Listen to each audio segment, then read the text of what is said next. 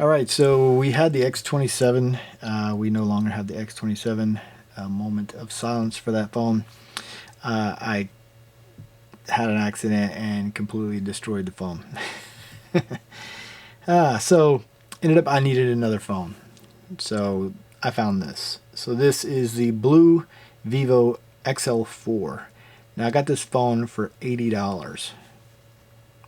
It has a nice matte finish to it. It comes with a little cheap case. It has a nice matte finish to the back of it. It comes with this cheap case too. I'm gonna actually get a little bit better of a case for it because I've already dropped it because I'm kind of a klutz with phones. So I already dropped it, and you can see right there.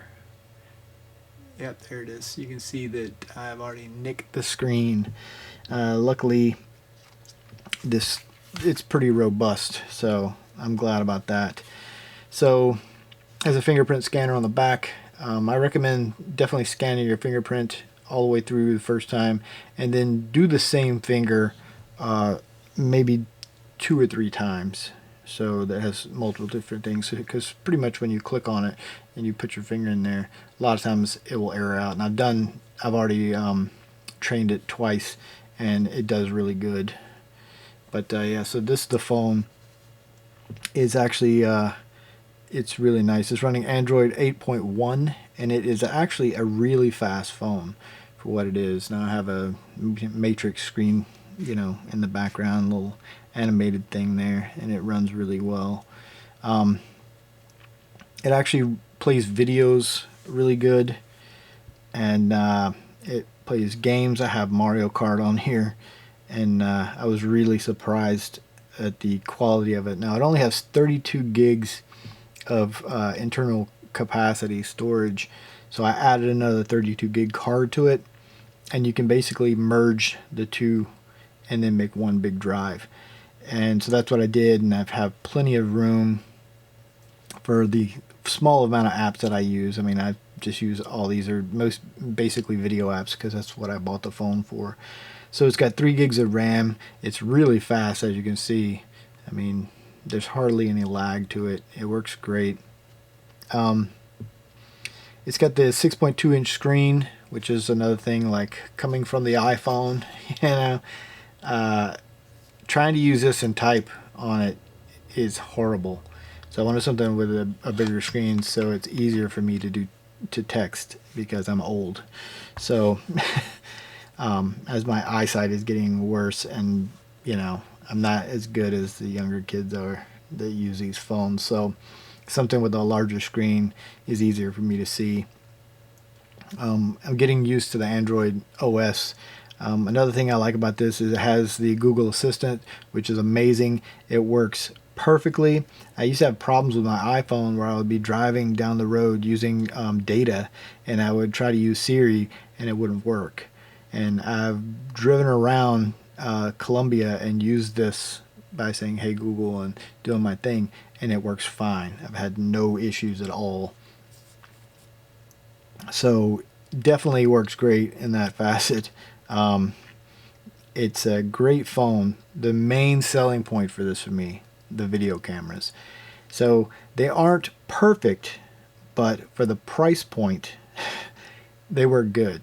So you're looking at 1080p video, which if I could have got a phone that could shoot 4K, I would have. But for the price that I'm trying to stay in budget wise, because I have other projects going on, this was pretty much it. I'll do a sample of the cameras in a minute. The cool thing I like about it too is the camera, even the front facing camera has a light, so it will turn on the light if it's low light in the room. Alright, so this is the back facing camera on this phone. It's actually pretty nice. It takes really good video quality, and you can see when you have movement, it's not too bad. So I actually dig this. This is really nice. Alright, so this is the forward facing camera, and this with the light off just in the house, it's not too bad. The quality is pretty amazing on this camera. I'm like really surprised. And it's only 1080p, but that's pretty much, I mean, I was getting 720 with my other phone, so this is going to be perfect. It's going to be great. All right. It takes very good photos. Let me see here. Photos. So this is a picture I took yesterday of me, and that's our Great Dane, of course. And the photo's freaking pretty nice. So it takes really good photos. It takes very good video, and it's fast. Those were kind of what I was looking for, and for under $100, yeah, you can't really beat it. So yeah, dual SIM. If you wanted to just use the 32, you could put 2 SIM cards in it and use it that way, where you could have 2 different phone numbers. But I'm not really worried about that. I just kept my original number, and then I put my second SIM into my iPhone. Now I am gonna probably purchase a couple of the phones just to kind of test them out, but this is pretty much my go-to now. So this is my phone.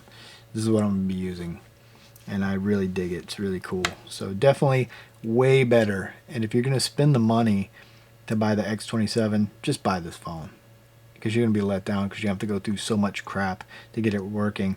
Now this phone, initially I didn't root it because I didn't need to. Now I ended up rooting it later, but I actually derooted it because I didn't really need to remove anything. There was nothing on here that I needed to take off. So I just left everything like it was and rolled with it. Alright, you guys take it easy.